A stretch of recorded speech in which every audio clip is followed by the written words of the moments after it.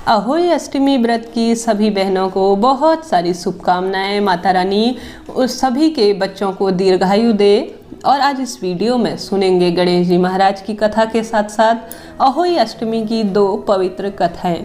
सबसे पहले जयकारा लगाइए माता रानी का, बोलिए अहोई मैया की जय, श्री गणेश जी महाराज की जय, हर हर महादेव, श्री शिवाय नमस्तुभ्यम, जय माता दी। आरंभ करते हैं।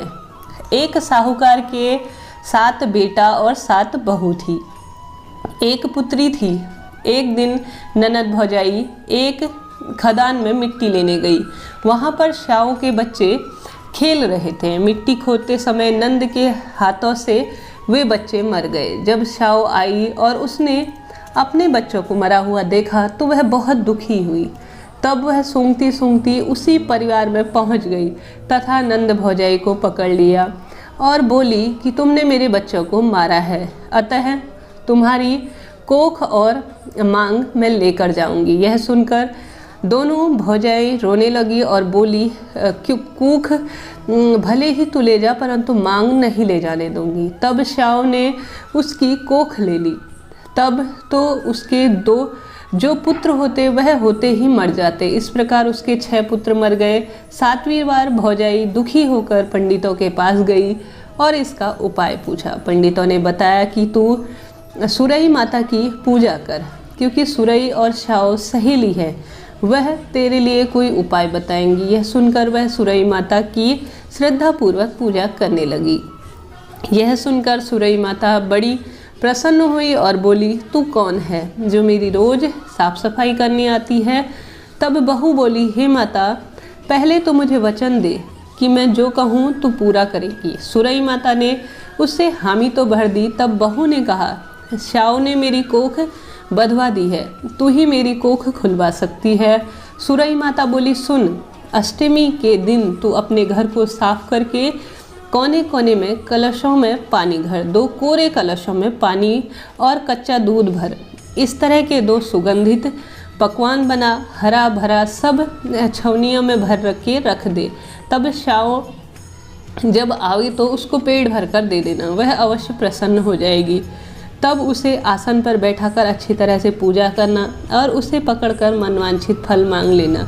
यह सुनकर अष्टमी वाले दिन बहू ने यही कार्य किया, जिससे श्याओ माता प्रसन्न हुई और आशीर्वाद दिया। सिर सपूती हो, बुढ़ सुहागन हो, 7 पूत की माँ हो। तभी बहुओं ने उसके चरण पकड़ लिए, पकड़ने के लिए जो है अग्रसर हो गई। शाहो बोली मेरे जुए बिन दे। बहू ने जुए बिनते बिनते अपने बच्चों को नोच दिया, जिससे बच्चा होने लगा। श्याओ बोली वह रो क्यों रहा है? बहू बोली अकेला है इसलिए रो रहा है। तब श्याओ ने कान की एक कनखुरी हिलाई, सोई के एक और लड़का हो गया। कुछ देर बाद वह भी वैसा ही किया। तब श्याओ बोली अब यह क्यों रो रहा है? तब बहू बोली एक जना बाहर चले जाओ तो दूसरा अकेला रह जाए, इसलिए रो रहा है। यह सुन श्याओ दूसरी कुरकुरीती हुई बोली दूसरा लड़का आ गया। इस पर बहू ने अपने 6 पुत्रों को वापस ले लिया। अब श्याओ बोली कि मैं तो तेरे कोख लेने आई थी और तूने उल्टी तेरे को देकर चली, तूने तो सारा ही ठग लिया। खैर मैं आशीर्वाद देती हूँ, तूने मेरी सेवा की है। जो भी स्त्री आज के दिन इस तरह मेरे व्रत करेगी, पूजा पाठ करेगी, उसे मैं मनवांछित फल दे दूंगी। इस तरह बहू अपने 7 पुत्रों को प्राप्त कर बड़ी प्रसन्न हुई और राजी खुशी रहने लगी। इस तरह से जो महिला आज अहोई माता का व्रत करती है, पूजा करती है, माता रानी उसके बच्चों को दीर्घायु देती है, संतान संबंधी सभी परेशानियों को दूर करती है। अब सुनते हैं दूसरी कहानी अहोई माता की। आरंभ करते हैं। बोलिए अहोई माता की जय, श्री गणेश जी महाराज की जय। बहुत पुराने समय की बात है। भारतवर्ष में एक दतिया नगर था। वहाँ पर एक साहूकार रहता था जिसका नाम चंद्रभान था। उसकी पत्नी का नाम चंद्रिका था। वह बहुत गुणवान, शील, सौहार्दपूर्ण चरित्र और पवित्र थी। उसके कई पुत्र और पुत्रियां थीं, परंतु वे सब छोटी अवस्था में ही यमलोक को चले गए। संतान के इस प्रकार मर जाने के कारण सभी बहुत दुखी रहते थे। वे पति पत्नी मन ही मन सोचा करते थे कि हमारे मरने के बाद इस वैभव का कौन उत्तराधिकारी होगा। एक दिन दोनों ने निश्चय किया कि सब धन आदि को त्याग कर जंगल में वास करेंगे। तब दोनों दूसरे दिन सब घर बार भगवान के भरोसे छोड़कर जंगल की ओर चले गए। जब चलते चलते थक गए तो रुक रुक कर आगे बढ़ते हुए इस प्रकार चले कि बद्रिकाश्रम के समीप एक शीतल कुंड में पहुंच गए। वहां पहुंचकर वे दोनों अन्न जल छोड़कर मरने के लिए बैठ गए। इस प्रकार बैठे हुए उन्हें 7 दिन बीत गए।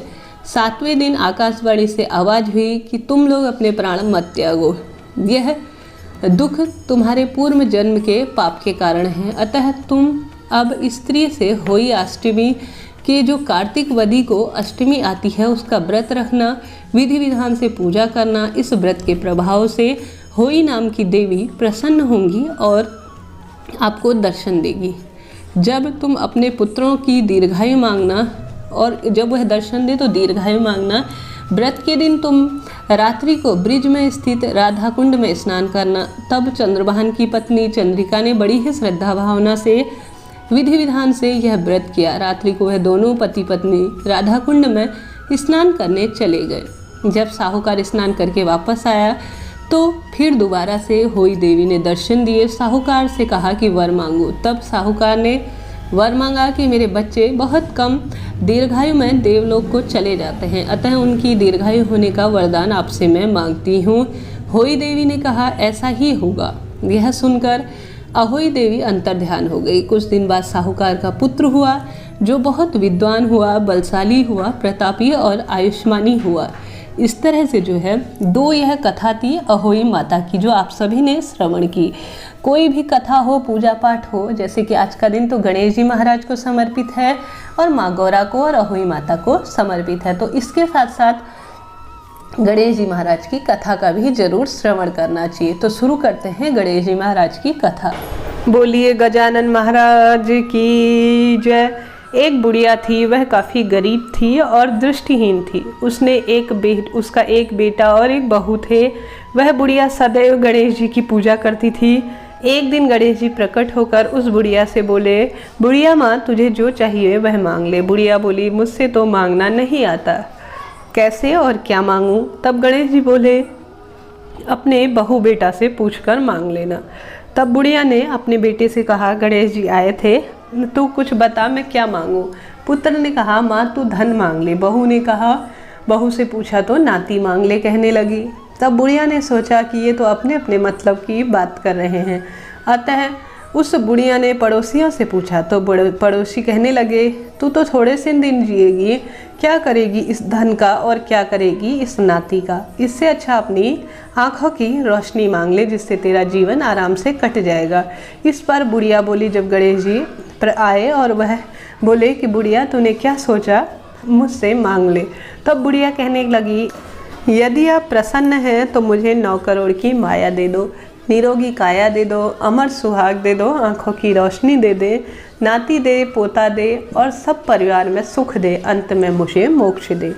यह सुनकर जब गणेश जी बोले, बुढ़िया माँ तुमने तो हमें ठग लिया, फिर भी जो तुमने कहा मेरा वचन है, तुम्हें सब कुछ मिलेगा।